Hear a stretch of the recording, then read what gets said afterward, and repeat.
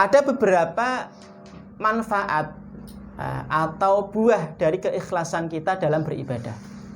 Ya, ada beberapa manfaat atau buah dari keikhlasan kita dalam beribadah kepada Allah Subhanahu wa Ta'ala.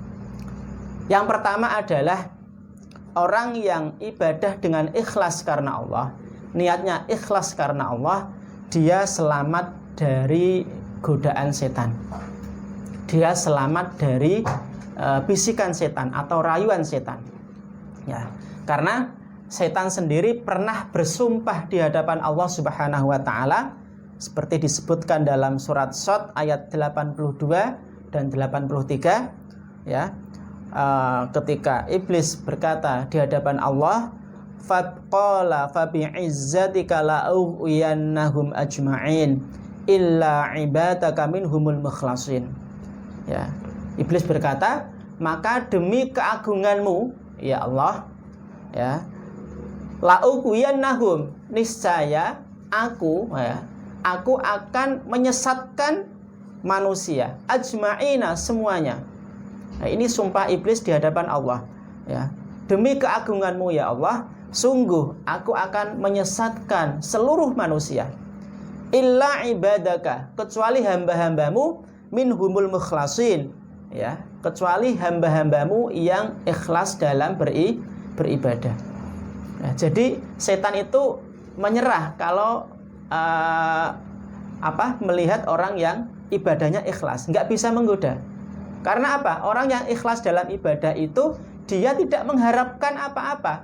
Yang diharapkan adalah balasan dari Allah Subhanahu wa Ta'ala. Nah, setan menghadapi orang seperti ini menyerah, kalah dia, ya, nggak bisa ngapa-ngapain.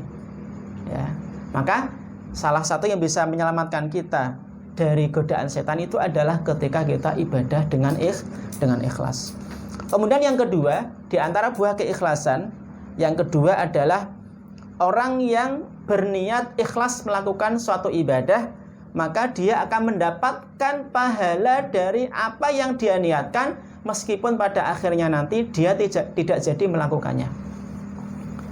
Ya, meskipun pada akhirnya nanti dia tidak jadi melakukan apa yang dia niatkan. Ya.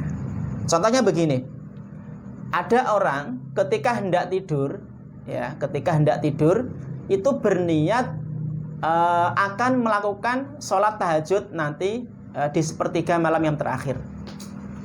Dia berniat, ya, bahwa dia nanti akan bangun di sepertiga malam yang terakhir untuk sholat tahajud. Ya. Kemudian dia juga ikhtiar pasang alarm. Ya, alarmnya nggak hanya satu, HP-nya 2 dipasang semuanya.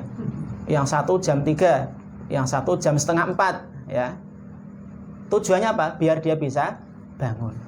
Tapi ndelalah dia bangunnya pas adzan subuh. Ya, berarti kan masuk sholat tahajud sudah habis, ya, sudah habis waktu sholat tahajud. Pas adzan subuh dia baru bangun.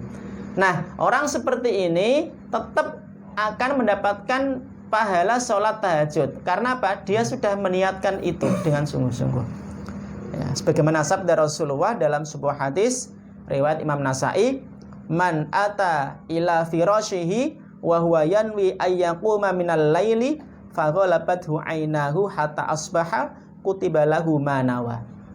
Jadi barang siapa yang mendatangi tempat tidurnya, ya, hendak tidur, kemudian dia berniat akan melakukan qiyamul lail, tapi kemudian dia bangun ketika sudah pagi atau ketika sudah masuk waktu subuh, maka ditulislah untuknya pahala apa yang dia niatkan. Ya, ini apa? Karena dia niatnya sudah ikhlas ingin melakukan sholat tahajud, meskipun pada akhirnya tidak bisa melakukan. Ya, karena apa? Bangunnya sudah waktu subuh. Nah, tapi karena dia sudah niat, ya, ikhlas karena Allah, dia tetap mendapatkan pahala dari apa yang dia niatkan. Tapi niatnya benar loh, ya, jangan main-main. Ya, niatnya sungguh-sungguh. Kan dia sudah berusaha pasang alarm, ya, tapi delalah qadarullah dia tidak bisa bangun.